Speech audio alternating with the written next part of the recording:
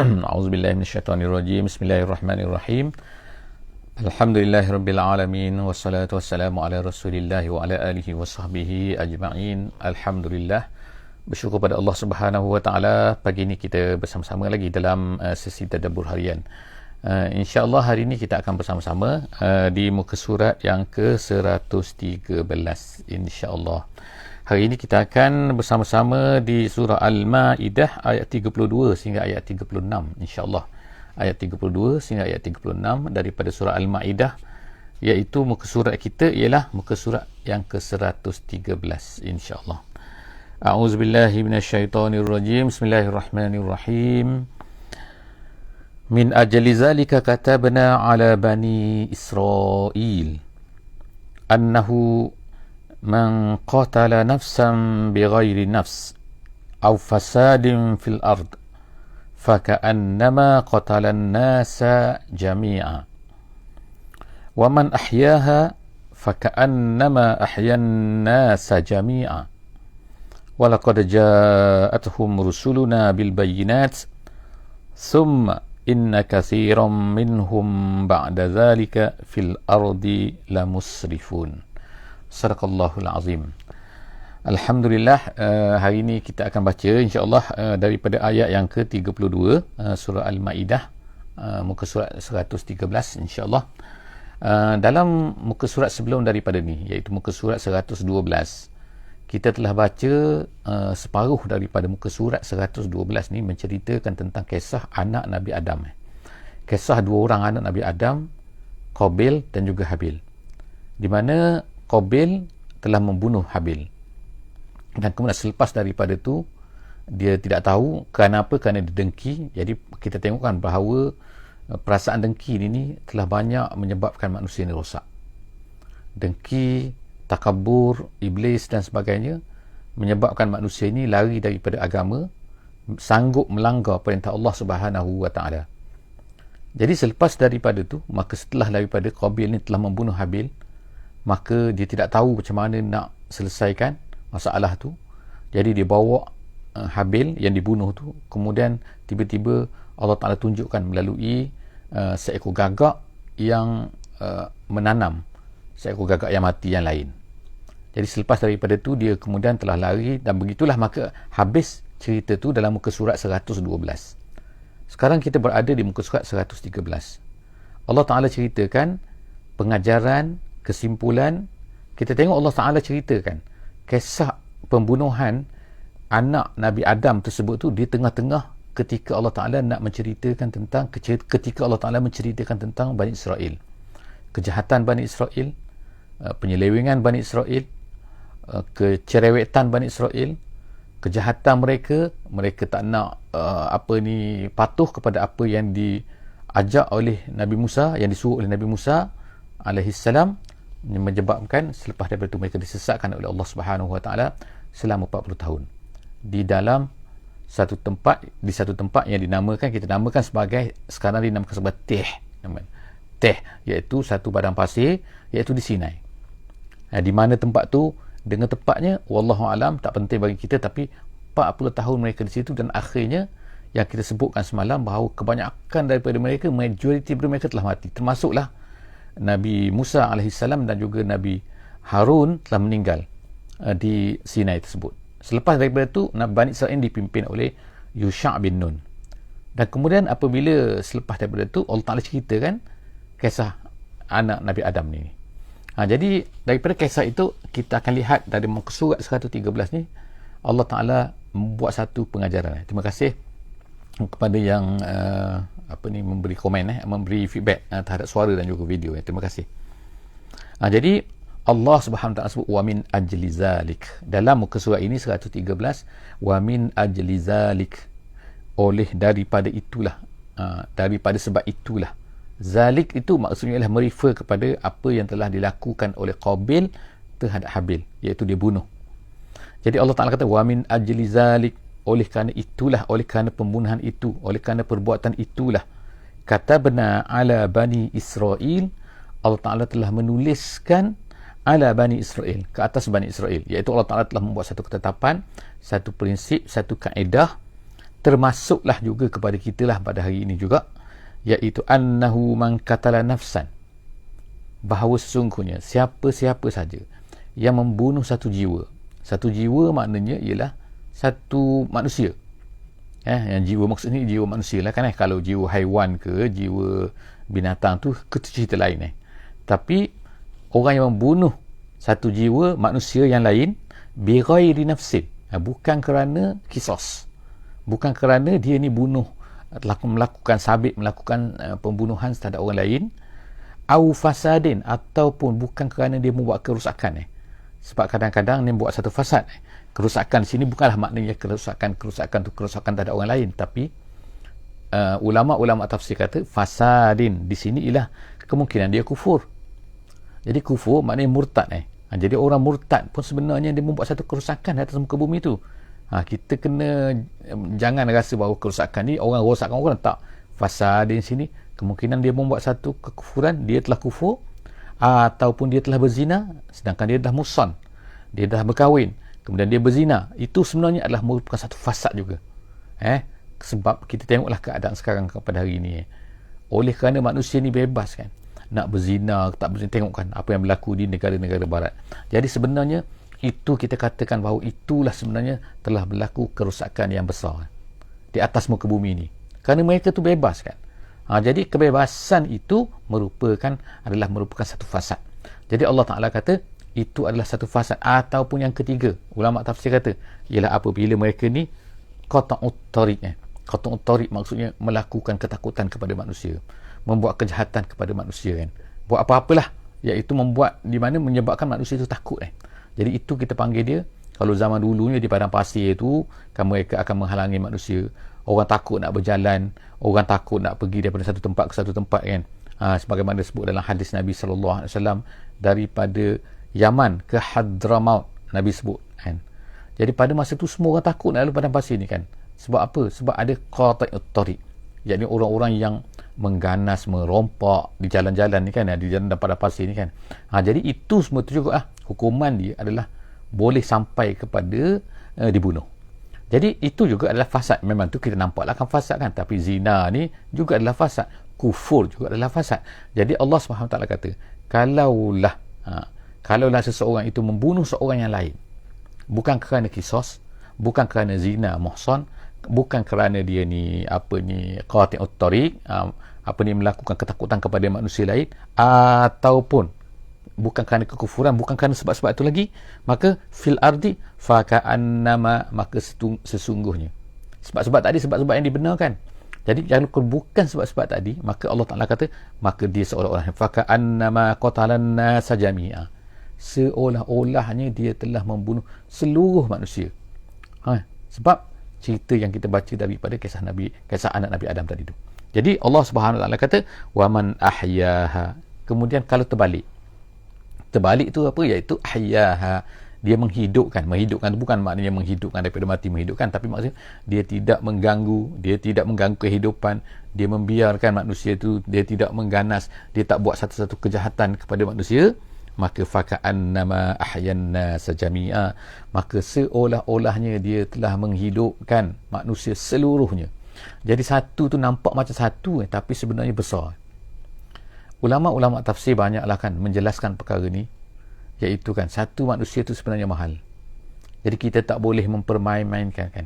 Tapi apa yang berlaku sekarang kita tengok kan, kalau orang barat di negeri barat, kalau seorang saja rakyat mereka ni dibunuh ke ataupun diapa-apakan ke di mana-mana negeri atas dunia ni, mereka akan sibuk kan.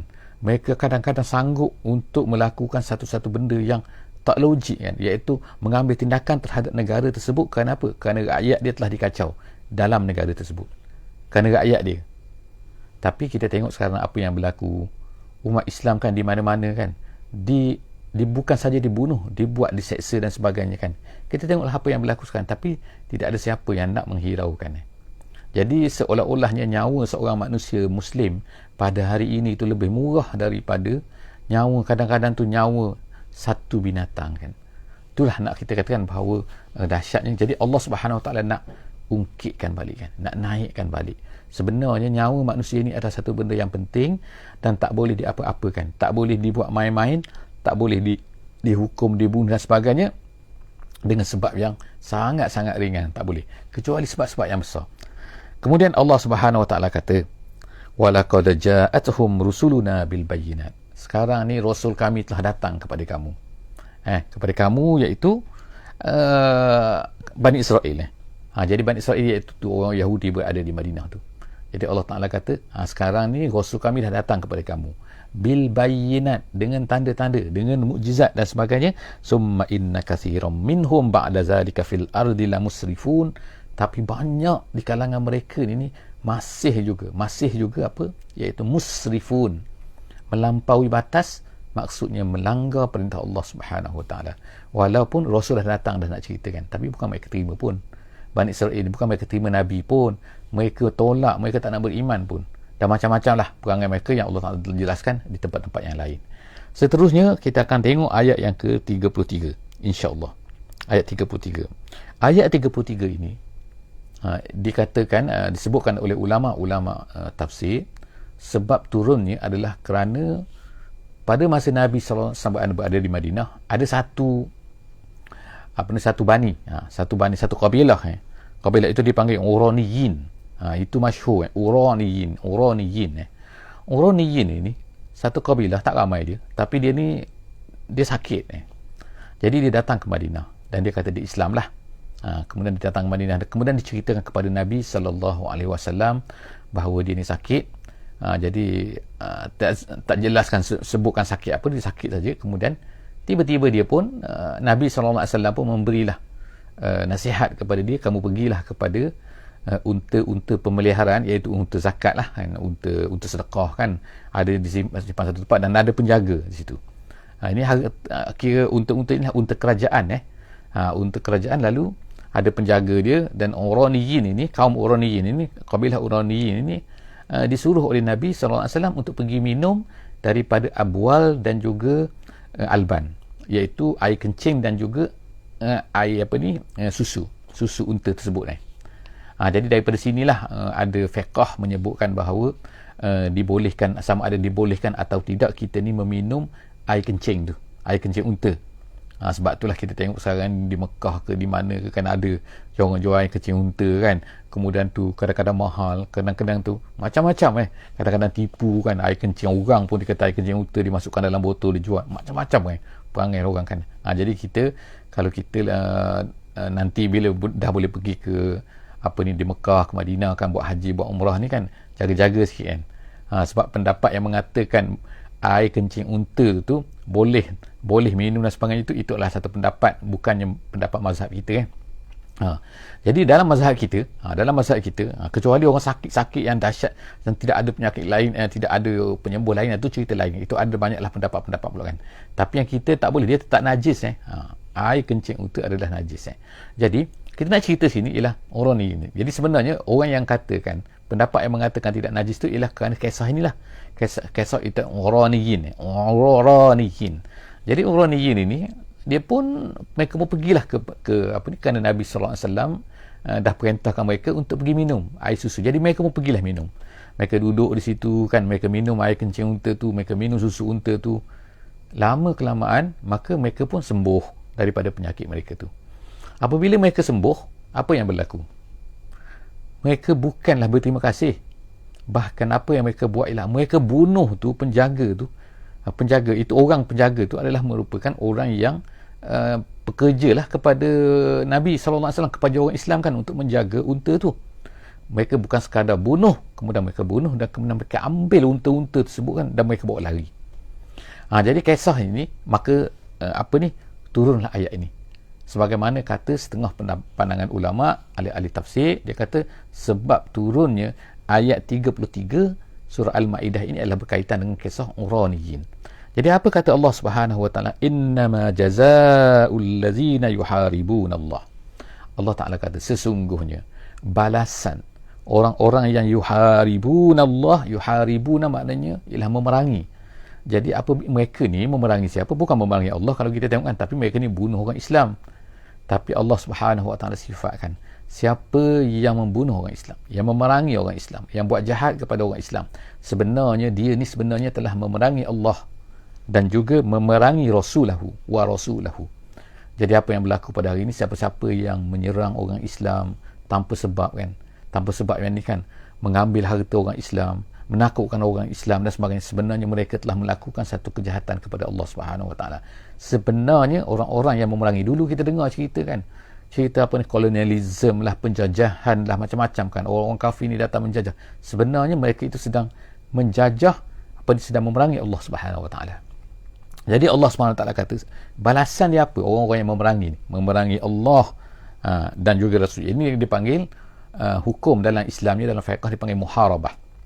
Kita ada macam-macam kan, kita ada minum arak, kita ada orang yang berzina, kita ada orang yang murtad, kita ada orang yang mencuri, kita ada hukum dia macam-macam kan. Kemudian satu ada hukum tu ialah hukum dia, nama dia muharabah.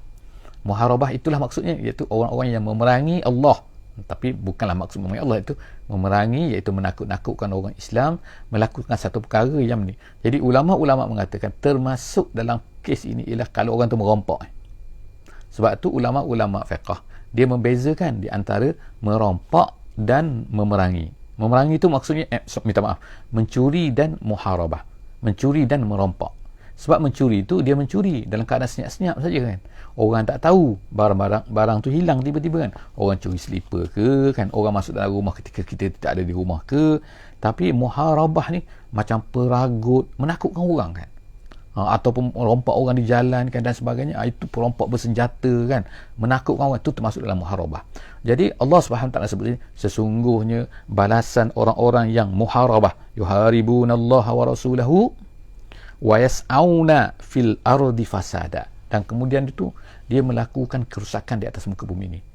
Kerusakan ini sebab itulah general dekat sini kan, setengah ulama memasukkan di sini juga ialah orang yang mengedar dadah kan. Sebab apa? Mengedar dadah ni merosakkan orang ramai, syabu kan, jadi merosakkan orang ramai, termasuk. Jadi sebab Allah Ta'ala sebut sini, iaitu memerangi dan juga wayas'au, dan dia itu berusaha untuk membuat fasadan fil ardi, itu fil ardi fasada. Apa hukuman dia? An yuqattalu, hendaklah dia tu dibunuh, au yusallabu, atau dia ada atau sini, yusallabu, disalib. Disalib sini mengikut mazhab Syafi'inya ialah disambung, ada makna selepas daripada dibunuh maka dia tu digantung situ, diperlihatkan kepada orang ramai selama tak lebih daripada 3 hari. Itu menurut sebahagian daripada pandangan ulama Syafi'i kan.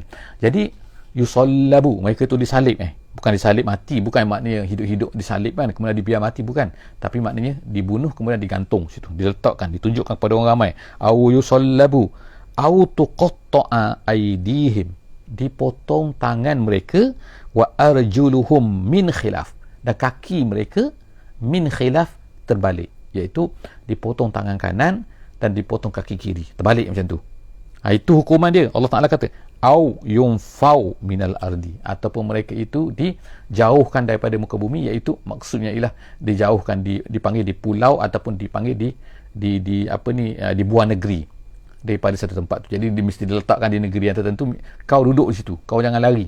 Jadi kena ada report, kena ada jaga kan, itu maksudnya. Ataupun bolehlah dikata, setengah ulama kata iaitu bolehlah dikatakan dipenjarakan. Jadi sekarang ni kita ada 4 hukum 4 hukum disebutkan oleh Allah Subhanahu Taala. Jadi hukuman ini adalah hukuman merupakan, kita panggil dia sebagai ketetapan Allah Subhanahu Wa Taala. Allah Taala tetap, tapi dia tu didatau atau dia bukannya dan sebagainya. Sebab itulah ulama-ulama Syafi'i kata, maka hukuman ini, iaitu 4 jenis hukum ini adalah bergantung kepada apakah kesalahan yang dibuat tu. Sebab ada kadang-kadang tu dia menakutkan orang, tapi dia tak bunuh orang, tak sempat nak bunuh orang ke, tak sempat nak rompak. Kadang-kadang dia bunuh orang dan dia rompak barang. Kadang-kadang dia bunuh saja tapi tak rompak barang. Kadang-kadang dia rompak barang tapi dia tak bunuh orang. Jadi kita ada 4 keadaan. Jadi ulama Syafi'i kata, kalau dia bunuh orang tapi dia tak rompak barang, maka orang tu akan dibunuh. Kalau dia rompak orang kemudian dia bunuh orang tu, maka dia ni akan dibunuh dan disalib.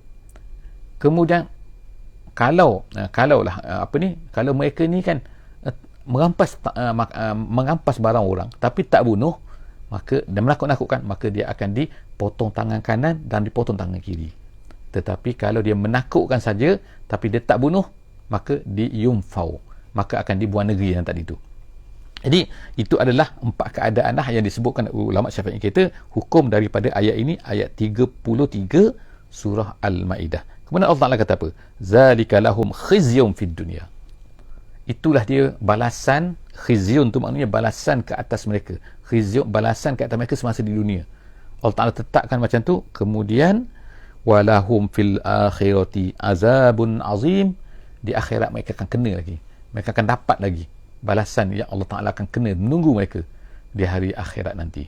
Seterusnya ayat 34, illa, Allah Ta'ala kata melainkan. Maksudnya illa ini ialah pengecualian keampunan Allah Subhanahu Wa Ta'ala.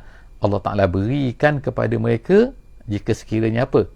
Illa allazina tabu min qabli an taqdiru alaihim.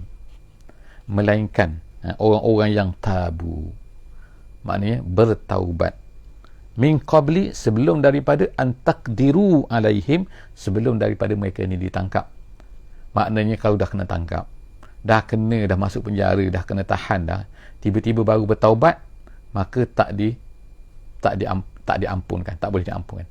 Tapi kalau mereka bertaubat sebelum daripada itu, mereka meninggalkan perkara sebelum itu, banyak di kalangan sahabat-sahabat juga kalau kita tengok kan, mereka itu adalah merupakan dulunya adalah qati'ut tariq.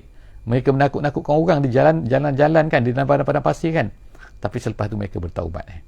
Jadi Allah Subhanahu Wa Taala sebut sini orang yang bertaubat sebelum daripada ditangkap. Maka Allah Taala kata apa sini? Fa'lamu annallaha ghafurur rahim. Ketahuilah sesungguhnya Allah itu Maha Ghafur dan juga Maha Rahim. Artinya ialah apa? Artinya Allah Ta'ala ni mengampunkanlah dosa mereka. Maknanya mereka tak kenalah azab akhirat tu. Tapi ulama-ulama Syafi'i kata, jika sekiranya mereka melakukan di atas dunia ni satu perkara yang berkaitan dengan hak hamba, maksudnya dia bunuh orang ke, mungkin dia ambil harta orang ke, maka dia tidak akan diampunkan. Maka dia mesti juga bayar. Bayar apa? Iaitu kena bayar juga denda dia tu, kena bayar dia balik kan harta yang telah dirampas dan sebagainya. Sebab itulah dia kata Allah Subhanahu Wa Taala sebut kan sini ialah dia kata min qabli an taqdiru alaihim. Jadi hudud ini, had ini kan, balasan ini, jadi ulama-ulama Syafi'i ada banyak pendapat lah kan juga kan, itu dalam masalah macam mana. Jadi pendetailan ni saya tak akan sebutlah di sini kan. Kita boleh refer lah insya-Allah dalam perbincangan fiqh yang lebih detail tentang hukum bagaimana kalau orang tu dia bertaubat sebelum ditangkap, bertaubat selepas daripada ditangkap. Yang pentingnya kalau dia bertaubat selepas daripada ditangkap ialah dia akan diampunkan oleh Allah Subhanahu Wa Taala. Dia sebelum daripada dia ditangkap, sebelum daripada kena, maka dia bertaubat, Allah Taala ampunkan dia. Adapun selepas daripada itu, serahkan kepada Allah Subhanahu Wa Taala. Allah itu Maha Ghafur dan juga Maha Rahim. Seterusnya ayat yang ke-35. Ya ayyuhallazina amanu taqullaha wabtaghu ilaihil wasilah. Wahai orang-orang yang beriman, hendaklah kamu yang pertama takwalah kamu kepada Allah Subhanahu Wa Taala. Takutlah kamu kepada Allah Subhanahu Wa Taala, dan kemudian wabtaghu utlubu, maksudnya carilah, maknanya tuntutlah, ilaihil wasilah, kepada Allah ini al-wasilah, ataupun kepada takwa ini al-wasilah. Al-wasilah tu maknanya jalan, maknanya. Tapi bagaimanakah yang dimaksudkan dengan jalan ini? Ulama menyebutkan secara ringkasnya, maksudnya ialah kullu ma yuqarribu ila Allah Subhanahu Wa Taala, satu benda yang mendekatkan kepada Allah Subhanahu Wa Taala, maka itu nama dia wasilah. Dalam tafsiran perkara ni, kerana Allah Ta'ala menyebutkan sini secara general kan, maksudnya wasilah, maksudnya jalan. Jalan tu mana? Apa-apa cara saja, maka kita dituntut, kita disuruh oleh Allah Subhanahu Wa Ta'ala untuk mencari jalan bagaimana untuk mendekatkan diri kepada Allah Subhanahu Wa Ta'ala. Jadi oleh kerana itulah maka ulama-ulama menghalalkan apa-apa saja yang harus, apa-apa saja yang mana dia boleh mendekatkan kepada Allah Subhanahu Wa Ta'ala, maka perkara itu boleh dilakukan oleh kita. Sebab dipanggil carilah apa-apa saja wasilah yang boleh mendekatkan diri kepada Allah Subhanahu Wa Ta'ala. Habis itu kan. Jadi yang pertama sekali bertakwa, yang kedua kena carilah jalan bagaimanapun, dan yang ketiga Allah kata wajahidu fi sabilihi, hendaklah kamu berjihad. Jadi artinya jalan, cari, jadi takwa, kemudian cari wasilah, kemudian berjihad. Jadi tak bolehlah bertakwa tapi tak cari jalan, kena cari jalan. Kemudian tak bolehlah cari jalan kemudian tapi tiba-tiba tidak berjihad, tak boleh. Berjihad tu tetap tidak ditinggalkan. Sebab itulah ulama-ulama dulu, walaupun mereka ni adalah seorang ahli sufi, walaupun mereka ni seorang yang ahli tarikat yang hebat, tapi mereka tetap juga adalah orang-orang yang berjihad di jalan Allah Subhanahu Wa Taala. Bacalah kisah-kisah kan, para tabi'in kan, para sahabat dan sebagainya, mereka adalah mujahidin. Mereka adalah orang-orang yang bekerja menyumbangkan tenaga kan, berusaha untuk menyumbangkan Islam ni kepada semua manusia lain kan. Sebab itulah tanggungjawab kita di atas dunia ini. Abdullah ibn Mubarak sebagai contohnya, seorang yang hebat seorang yang hebat yang telah berjuang. Dia ada tempat khusus di mana di perbatasan negara Islam tu kan. So 4 kali setahun dia katakan bahawa dia akan pergi di sana, dia akan jaga, dia akan bekerja untuk mengembangkan Islam di kawasan yang mana belum lagi Islam tu. Itu seorang yang sufi yang hebat. Abdullah ibn Mubarak, dia ada kitab dia, kitab zuhud tapi dia berjuang di jalan Allah Subhanahu Wa Taala. Sebab itu adalah merupakan fardu ain, satu kewajipan Allah Taala minta daripada kita semua kan, cari jalan dan kemudian al jihad wajahidu fi sabilihi la'allakum tuflihun. Dengan begitulah saja kamu akan tuflihun, kamu akan berjaya. Kemudian ayat yang terakhir, innal ladzina kafaru, Allah Taala kata sesungguhnya orang-orang yang kafir. Terbalik daripada tu lau anna lahum ma fil ardi jami'an, kalaulah mereka ini, bagi mereka ni semua benda atas dunia ni milik mereka. Kalau kita tengoklah kan orang kafir sekarang ni, orang barat yang kafir, sebagai contohnya kan, mereka taklah memiliki segala-galanya atas dunia ni kan. Tapi Allah Ta'ala bawa andaian di sini kan, kalaulah manusia ni dia ada semua benda atas dunia dia punya, gitu kan. Lau anna lahum ma fil ardi jami'an, semua benda jami'an, maka Allah Ta'ala kata wa mislahu ma'ahu, dan kemudian lepas daripada tu kan, tambah lagi kan, mana lebih daripada itu lagi lah, mana lebih daripada apa atas dunia ni dia punya.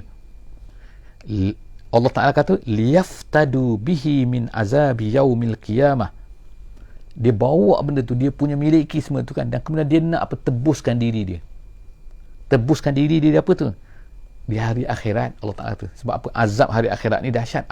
Azabi yaumil qiyamah, sebab orang kafir memang kena azab. Allah Ta'ala sebutkan dah dalam Quran banyak sangat, orang kafir tak beriman dia akan kena azab Allah Subhanahu Wa Ta'ala. Tapi tiba-tiba Allah Ta'ala buat andaiannya, mereka ni harta ni semua atas dunia ni mereka milik, dan kemudian mereka nak tebuskan diri mereka, nak minta selamat kan, adakah akan diterima oleh Allah Subhanahu Wa Ta'ala atau tidak? Agak-agaknya Allah Ta'ala kata di sini kan, ma tukubbila minhum, tak akan diterima. Jadi apa, kalaulah satu dunia ni 2 kali ganda pun mereka ni nak tebus, Allah Ta'ala tak terima. So apa kata, kalaulah hanya sedikit, harta pun ada 1 juta, 1 juta tu sedikit nak bandingkan dengan dunia ni. Satu pulau pun berjuta-juta kan harga ni kan. Bayangkan dunia ni dia punya kan. Jadi maknanya kalau manusia yang mempunyai harta yang sedikit, walaupun dia kata dia bilioner lah, tapi kalau dia tidak beriman kepada Allah Subhanahu Wa Taala, dia nak tebus bilion ke apa ke, Allah Ta'ala tak terima. USD ke apa, pound sterling ke, euro ke, Allah Ta'ala tak terima kan. Allah Ta'ala kata ma tukubbila. Jadi kita nak bandingkan sekarang, kita nak bayangkanlah betapa sebenarnya dunia ini sangat-sangatlah murah di sisi Allah Subhanahu Wa Ta'ala. Sebab itulah dalam satu hadis Nabi SAW, Nabi katakan kalaulah dunia ini kan menyamai sebelah sayap nyamuk. Berapa nilai seekor nyamuk? Tak ada nilai. Kalau sayapnya berapa nilai dia? Tak ada nilai. Sebelah sayap nyamuk, Allah SWT kata kalaulah dunia ini nilainya sebelah sayap nyamuk, nescaya Allah Ta'ala tak akan beri walaupun seteguk air kepada orang kafir.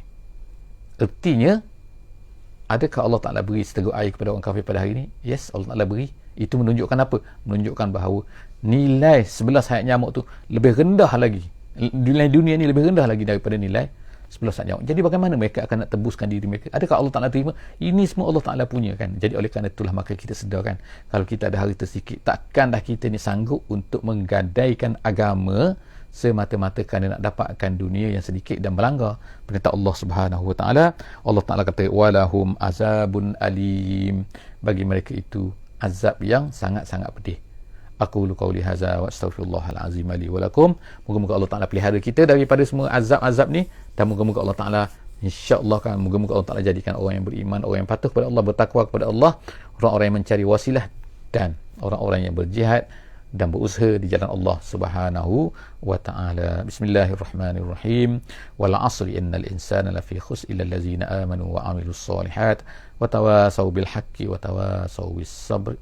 Wassalamu alaikum warahmatullahi wabarakatuh.